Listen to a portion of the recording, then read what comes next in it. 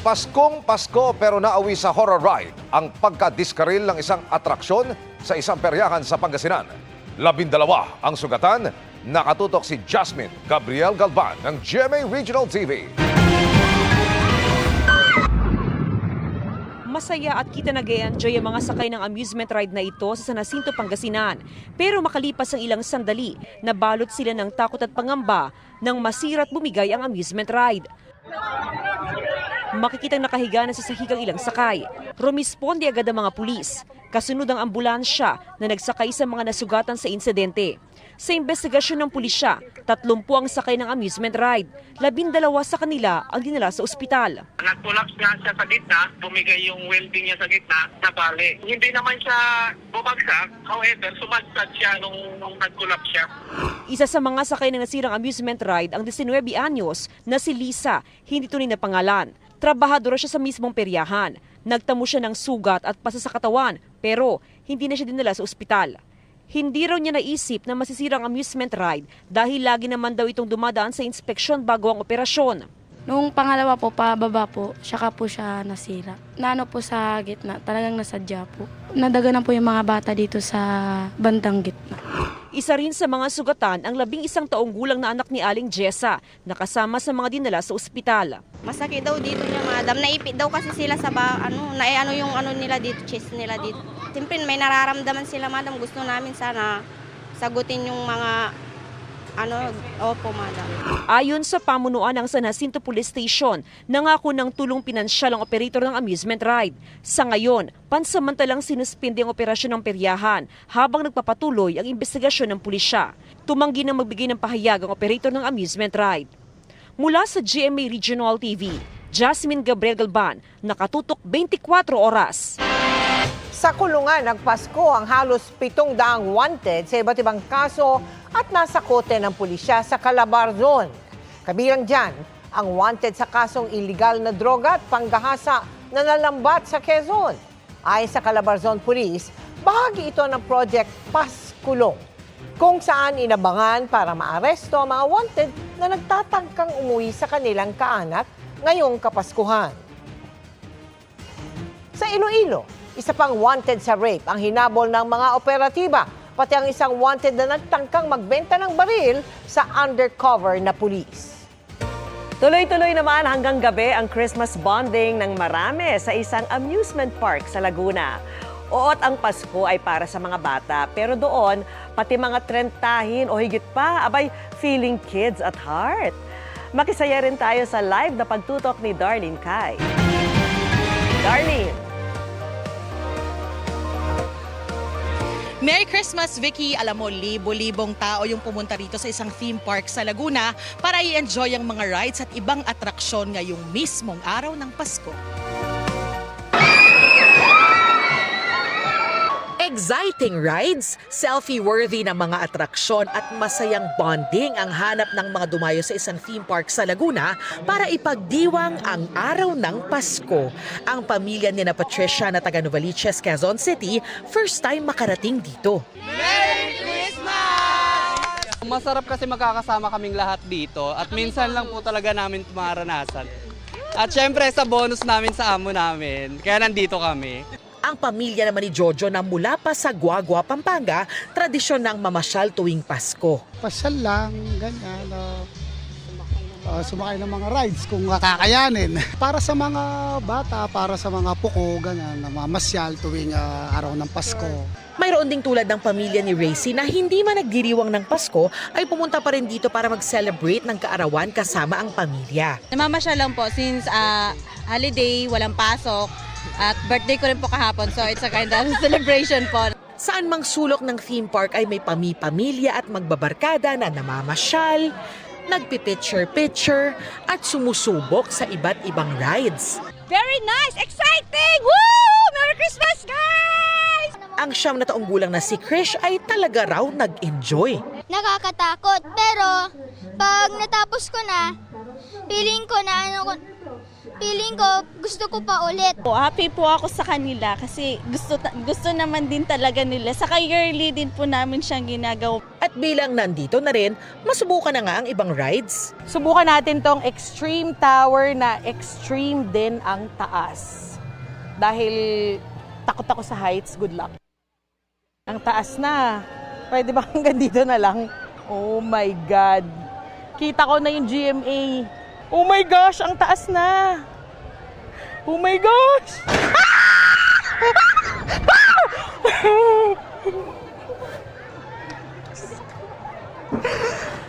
Humiwalay yung kaluluwa ko. Nauna na siya. Diyos ko po. Ang bilis lang niya pero extreme talaga. At dahil nag-enjoy naman, ay umisa pa ako. Ito raw Eclipse yung pinakabagong ride dito sa theme park na ito. Susubukan natin siya ngayon. Mukha naman siyang masaya. So sa una siguro ganito, no? Mabagal talaga siya. Parang chill naman. Ay! Diyos ko! Oh, ay! My God! Akala ko mabagal lang. Ang bilis pala nun, kuya. Baka makita ko ulit yung Noche Buena namin. Kasabay ng mga ngiti, sigawan at tawanan dito, hindi nalilimutan ng mga nakausap namin ng diwa ng pagdiriwang ng Kapaskuhan, tulad ng pamilya ni Alan na nagsimba raw muna at labis ang pagpapasalamat sa lahat ng biyaya sa kanila. Papasalamat ako sa Panginoon. Ito, kailangan malakas kaming pamilya lahat at lagi kami magkakasama. Ang wish ko, sana lagi kaming ganito.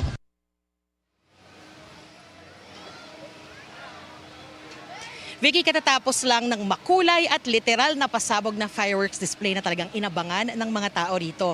Hanggang alas 10 ng gabi bukas itong theme park ngayon hanggang sa bago matapos ang taon. Mula rito sa aming team sa Laguna, Merry Christmas at balik sa'yo, Vicky.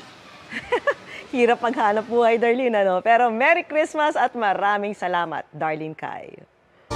Tuloy na tuloy rin ang Pasko sa Tagaytay. Kahit pa maraming na traffic dahil sa dami ng mga turista. Sa isang sikat na pasyalan nga roon, oras ang inabot bago makarating sa entrada. Sinuong yan ni JP Soriano na nakatutok live mula roon. JP! Nako Mel, alam ko na ang gusto mo itanong kung gaano ka ginaw dito, no? Para kang nasa aircon, nasa 22 to 23 degrees. Kaya talaga po sa mga pupunta rito ng gabi, dalhin nyo po ang inyong jacket. Kailangan po yan, lalo ang pagpunta rito, napakahirap talaga at napaka-traffic. At mas lalo pa raw itong titindi at traffic habang papalapit nga ang pagsalubong sa bagong taon. Pero mas lalo pa rin din naman lalamig. Abot hanggang Tagaytay City ang Christmas rush traffic. Sa dami ng nakasabay naming papunta sa dinarayong lungsod sa Cavite, kabilang sa pinakamatagal marating ang People's Park in the Sky, na sa isang punto ay 2 oras ang inaabot bago marating ang entrada. Ang dahilan, ang ginagawang bahagi ng Isaac Tolentino Avenue.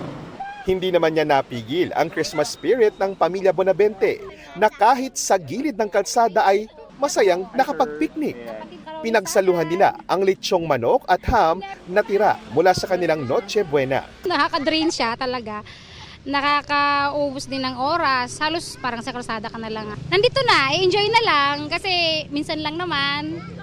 At sabi ko basta makauwi ng safe mamaya. Bawas init ulo ang malamig na simoy ng Pasko sa Tagaytay. Sa kabila niyan, hindi malamig ang Pasko ng mga dumarayo ritong magkasintahan, gaya na magpinsang sina Jeff at Jason, kasama ang kanilang mga nobya. Okay lang po, traffic. Masaya. Sa family kasi dapat palaging may pagmamahalan. Pasko siyan. Yan lang po. Naubos man ang oras ng maraming umakyat ang Tagaytay dahil sa traffic. Medyo hassle. Kasi po Christmas po kaya maraming sasakyan. Pero enjoy naman po kami ngayon. Biglaan lang din po. Mas maganda daw po dito. But saka first time po namin pumunta dito. Worth it pa rin daw itong tiyagain para sa mga nagka-crave ng mainit na bulalo. Usual, ganun siya sabi, yung mga may hangover, try higup tayong sabaw sa Tagaytay, malamig. Kasi ang bulalo is, pag sinerve is good for sharing talaga siya. So masarap talaga siya i-share yung habang kumakain lahat.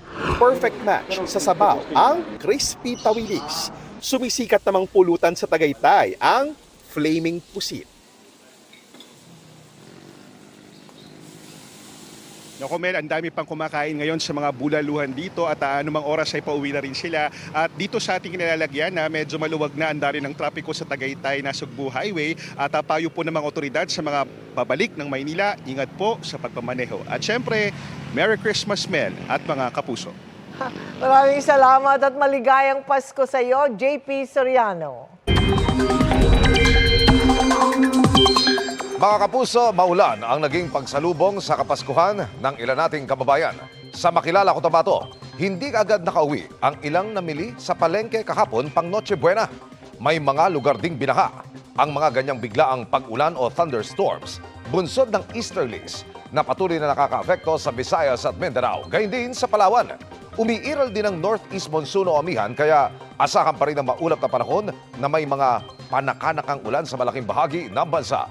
Base sa datos ng Metro Weather, bukas, huling Biyernes ng taong 2025, posible ang maghapong ulan sa extreme northern Luzon.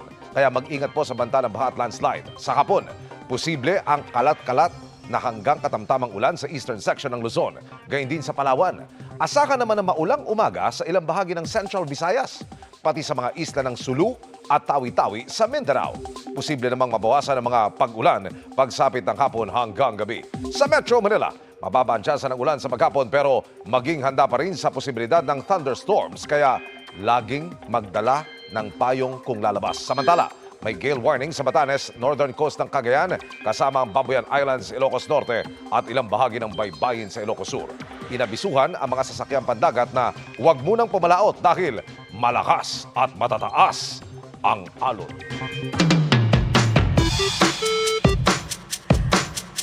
Ngayong araw, hindi lang po ang Pasko ang ipinagdiriwang ng magkaibigan mula sa Cebu City. Ipinagdiriwang din kasi nila ang kanilang fur baby na itinuturing nilang isang milagro. Ano nga ba ang kwento sa likod ni Suchi the Dog? Kuya Kim, ano na? Tuwing Kapaskuhan, nagpapaparty ang magkaibigang RJ at Nana mula Cebu City para sa kanilang fur baby na si Suchi. Hindi lamang para ipagdiwang ang Pasko. Ito'y pag-alala at masasalamat pa rin daw sa itinuturing nilang Christmas miracle. December taong 2022 nang unang mag-cruise landas nina RJ, Nana at nooy butot balat na si Suchi. Nasa loob siya ng plant box sa ilalim ng puno. Wala talaga siyang balahibo sa may tenga.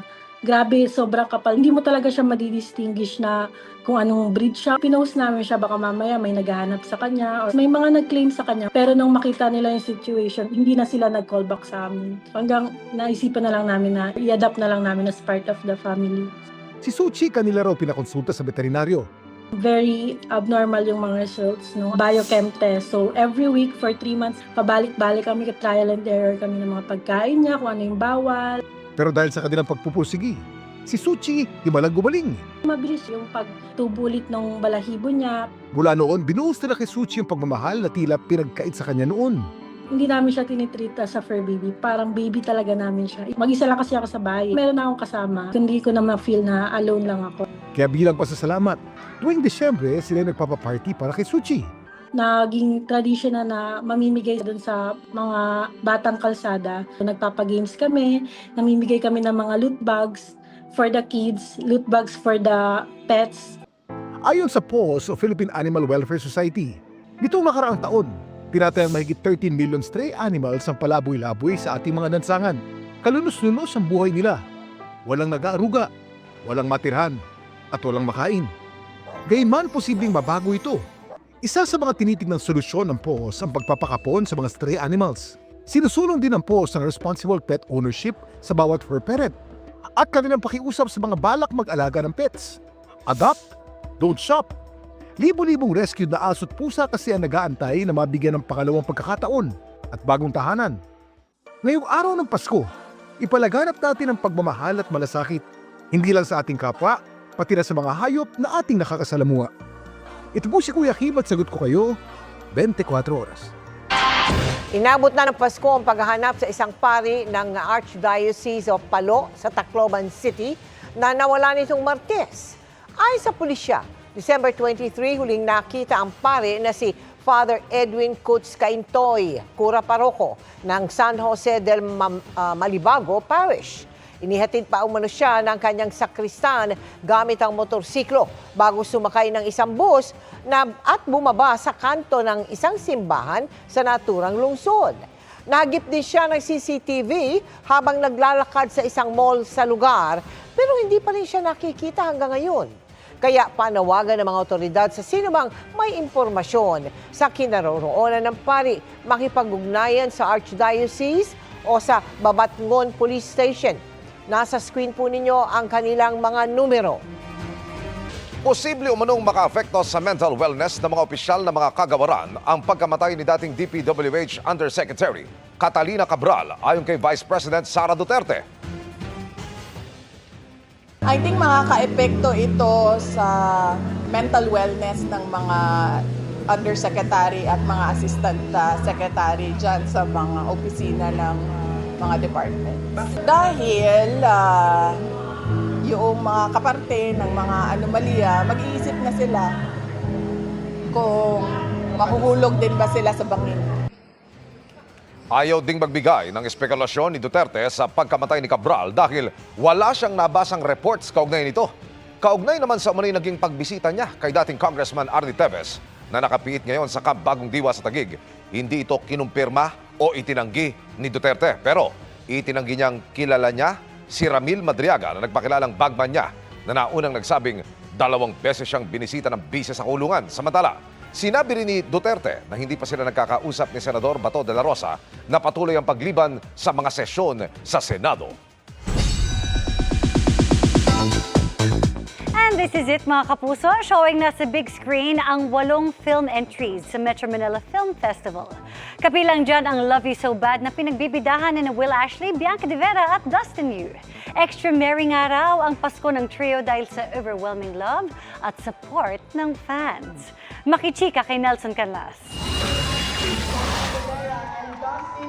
Sinurpresa ng cast members ng Metro Manila Film Fest entry na Love You So Bad ang mga nag-aabang na fans sa mga sinihan ngayong araw. Postponed muna daw ang Christmas celebration ngayong araw with the family ni Will Ashley, Dustin Yu at Bianca De Vera para bigyang daan ang itinuturing nilang regalo nila sa fans. Overwhelmed ang tatlo sa love na natanggap nila mula sa kanilang mga tagahanga.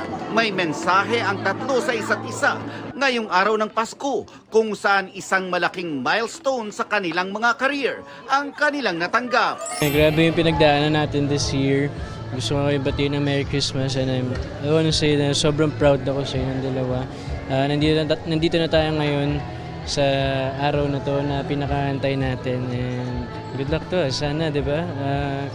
More success, more blessings and happiness para sa atin lahat. I am very, very proud of the both of you and always know na no matter how far at after this project, I'll always be here for the both of you. Ito na yung talagang pinaghihirapan natin and grabe, times 2 yung pagka-special niya because papanoorin natin siya ngayong Pasko. So I'm very grateful and very happy na magkakasama tayo ngayong Pasko. Kasama ni Will, Dustin at Bianca ang co-star sa pelikula at ex-housemate na si Ralph De Leon. Hindi maitago ni Ralph ang pagka-proud niya sa kanyang mga kaibigan dahil sa nabuo nilang magandang pelikula na first time daw nilang mapapanood ngayong araw kasabay ang fans. Yes, this is the first time we're watching. Sa mga private screening actually, pinagbawalan po kami manood. I am so proud of you all, lalo na sa tatlo. Lagi natin sinasabi, pangarap lang natin to sa bahay. And ngayon na andito na tayo. Nelson Canlas, updated sa Showbiz Happenings. And that's my chika this Thursday night. Ako po si Iya Arellano. Merry Christmas mga kapuso! Miss Mel, Miss Vicky Emil, Merry Christmas! Merry Christmas, Iya! Merry Christmas, Happy Iya! Christmas, Iya! At dumating na nga, ano po? Ang Wala nang Pasko. countdown. Yes. Yan po ang mga balita ngayong Huwebes. Mga kapuso, maligayang Pasko po sa inyong lahat. Ako po si Mel Tiangco. Merry Christmas mga kapuso. Ako naman po si Vicky Morales para sa Mas Malaking Misyon. Para sa mas malawak na paglilingkod sa bayan, ako po si Emil Sumangil. Bumabati ng mapagpalang Pasko. Mula sa GMA Integrated News, ang News Authority ng Pilipino. Nakatutok kami 24 oras.